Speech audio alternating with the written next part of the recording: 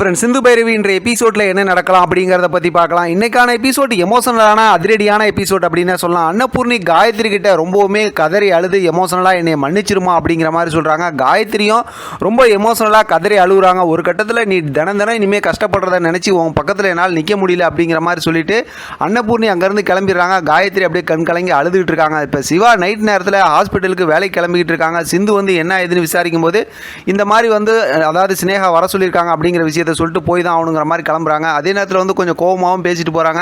அவங்க அம்மா இந்த மாதிரி போலீஸ் ஸ்டேஷனில் அடி வாங்க வச்சாங்க அப்படிங்கிற மாதிரிலாம் சொல்லிட்டு இப்போ சிவா இந்த மாதிரி போகிறாங்கிற விஷயத்தை தாங்க முடியாத சிந்து இப்போ ஸ்னேகாவுக்கு ஃபோன் பண்ணி கேட்கும்போது இனிமேல் அப்படி தான், இனிமேல் நான் வீட்டில் இருக்கவே விட மாட்டேன், உங்கள் ரெண்டு பேர்த்தையும் நான் பிரிச்சிருவேன், இல்லாட்டி 20 கோடி ரூபா காசு கொடு அப்படிங்கிற மாதிரிலாம் ஸ்னேகா பேசுகிறாங்க. சிந்துக்கு ரொம்பவுமே கோவம் வந்துடுது.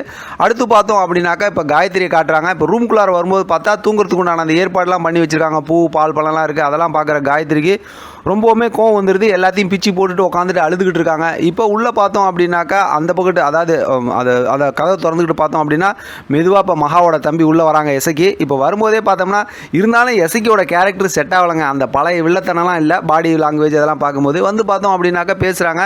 இப்போ காயத்ரி ரொம்ப தெளிவாக சொல்லிடுறாங்க, எனக்கு செலியனை தவிர வேறு யாரையும் மனசில் நினைக்க முடியல, அதனால் உன்னை எனக்கு பிடிக்கல, என்கிட்ட வராத, நீ போ தூரமானு சொல்லிடுறாங்க. உட்காந்து அழுதுகிட்டு இருக்காங்க. இந்த பக்கத்து எசக்கி பார்த்தோம்னா ஓ அப்படியா, பாரு உன்னை நான் இனிமேல் என்னெல்லாம் பண்ணுறேன் பாரு, முதல்ல அந்த செலியன் கதையை முடிக்கிறேன் அப்படி இப்படிங்கிற மாதிரி சொல்லிட்டு நீ பெட்டில் படுத்துங்க அப்படிங்கிற மாதிரி சொல்கிறாங்க. இங்கே சிவா ஹாஸ்பிட்டலில் டியூட்டி பார்த்துக்கிட்டு இருக்காரு. அதுக்கப்புறம் சிந்து ஃபோன் பண்ணி நான் இந்த மாதிரி ஸ்னேகாவுக்கு ஃபோன் பண்ணேன், ஒன்றுமே உன்னை வீட்டுக்கே வர விட மாட்டாங்களா, உன்னை பழி வாங்குறதுக்கு தான் இப்படிலாம் பண்ணுறாங்களா அப்படிங்கிற மாதிரி பேசிக்கிட்டு இருக்காங்க.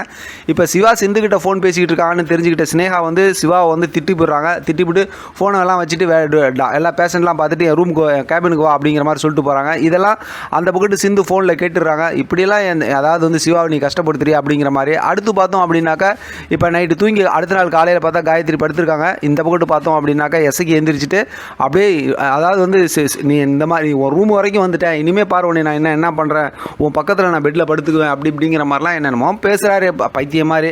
அதுக்கப்புறம் பார்த்தோம் அப்படின்னா மெதுவாக காயத்ரியோட காலை தொட்டு எழுப்புறாரு. உடனே காயத்ரி ரொம்ப கோவமாக எந்திரிச்சதுக்கப்புறம் ஒன்றும் யோசிக்காத, உன்னை சும்மா தான் உன்னை எழுப்புறேன், சரி எந்திரிச்சு குழி நம்ம வெளியில் போய்ட்டு வரலாம், கோயிலுக்கு போய்டலாம் அப்படிங்கிற மாதிரி எசக்கி சொல்கிறாங்க. காயத்ரி எந்திரிச்சு வெளியில் போகிறாங்க. அதோட முடிஞ்சிருச்சு அந்த கதை, அப்படியே முடிச்சு வச்சிருக்காங்க. இந்த பக்கத்து பார்த்தோன்னா ஏற்கனவே நம்ம ப்ரொமோவில் பார்த்த மாதிரி சிந்து செம மேக்கப்பாக பார்த்தோம்னா ஒரு வயசானவங்க கெட்டப்பில் ஆட்டோவில் இறங்குறாங்க. அதுக்கப்புறம் பார்த்தோம்னா மெதுவாக ஹாஸ்பிட்டல் போகிறாங்க. போனதுக்கப்புறம் நேராக போய் ஸ்னேகா கேபின்லேயே உட்காந்து இந்த மாதிரி அப்பாவுக்கு தெரிஞ்சவர் ட்ரீட்மெண்ட் பார்க்கணும், உடம்பெல்லாம் அந்த மாதிரி கஷ்டமாக இருக்குன்னு சொன்னோமே சிவாவை கூப்பிட்டு எங்கள் அப்பாவுக்கு ரொம்ப தெரிஞ்சவர் கூட வச்சு பத்திரமா நீயே பார்த்துக்க அப்படிங்கிற மாதிரி அனுப்புகிறாங்க. ஆனால் பார்த்தோம்னா சிந்துக்கு ஒரே சந்தோஷம் சிவாவை பார்த்ததுமே. அடுத்து பார்த்தோம்னா பெட்டில் படுத்துருக்காங்க, தையலெல்லாம் தேய்ச்சி விட்றாங்க.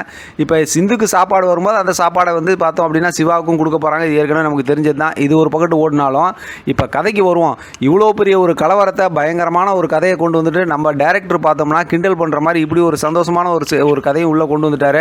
ஆனால் இதுக்கப்புறம் என்ன நடக்க போகுது, எப்படியெல்லாம் அவங்க கஷ்டப்பட போகிறாங்க, அதனால் இவங்க குடும்பத்தில் இருக்கவங்களாம் இதனால் என்ன அளவுக்கு மன உளைச்சல் ஆளாக்க போகிறாங்க. ஏன்னா மகா இனிமேல் ஆட்டமான ஆட்டம் ஆடுவாங்க. அதை தான் இனிமேல் மெயின் கான்செப்டாக கதையாக கொண்டு போவாங்கன்னு நினைக்கிறேன்.